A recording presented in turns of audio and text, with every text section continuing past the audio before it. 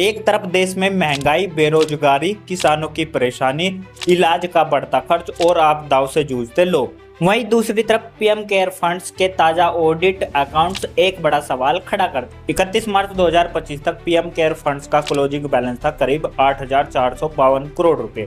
और सबसे चौंकाने वाली बात यह है कि वित्त वर्ष 2024-25 में इस फंड से खर्च हुआ सिर्फ लगभग 87 लाख रुपए। जी हां, करीब 8,452 करोड़ रुपए का कॉर्पस और पूरे साल में खर्च सिर्फ 1 करोड़ रुपए से भी कम। दोस्तों, इसमें से लगभग 87 लाख रुपए PM cares for children scheme पर खर्च हुए और सिर्फ 451 रुपए बैंक और एसएमएस चार्ज के रूप में दर्ज है। अब सरकार से सवाल यह है कि अगर यह फंड आपातकालीन परिस्थितियों में लोगों की मदद के लिए बनाया गया था तो इतनी बड़ी रकम जमा करके रखने का मकसद क्या है? जब देश में किसी गरीब के सामने अचानक इलाज का संकट आता है, जब किसी इलाके में प्राकृतिक आपदा आती है और जब हजारों लोगों को तत्काल मदद की जरूरत होती है, तो क्या ऐसे समय में इस फंड का इस्तेमाल नहीं होना चाहिए? और अगर सरकार का जवाब है कि पैसा जरूरत पड़ने पर इस्तेमाल किया जाएगा, तो जनता का सवाल भी जायज है कि वो जरूरत आखिर कब आएगी? क्योंकि आंकड़े बताते हैं कि फंड का बड़ा हिस्सा फिक्स्ड डिपॉजिट में रखा गया था,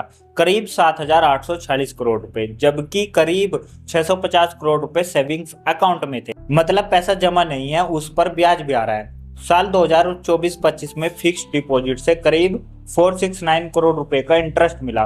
तो सवाल सिर्फ ये नहीं है कि पीएम केयर्स में कितना पैसा है, सवाल यह है कि जब देश में लोगों ने इस फंड में पैसा भरोसे के साथ दी, तो उस पैसे का इस्तेमाल जरूरतमंद लोगों तक कितनी तेजी से और कितनी मात्रा में पहुंच रहा है? सरकार को इस पर साफ जवाब देना चाहिए, क्योंकि इमरजेंसी के नाम पर बनाया गया फंड अगर साल के अंत में हजारों करोड़ रुपए का बैलेंस दिखाए और खर्च सिर्फ लाखों रुपए का हो, तो सवाल पूछना जनता का अधिकार है। पैसा जनता ने दिया है, इसलिए हिसाब भी जनता को ही मिलना चाहिए। इस पर आपकी क्या राय है? हमें कमेंट बॉक्स में अपनी राय जरूर दें। धन्यवाद।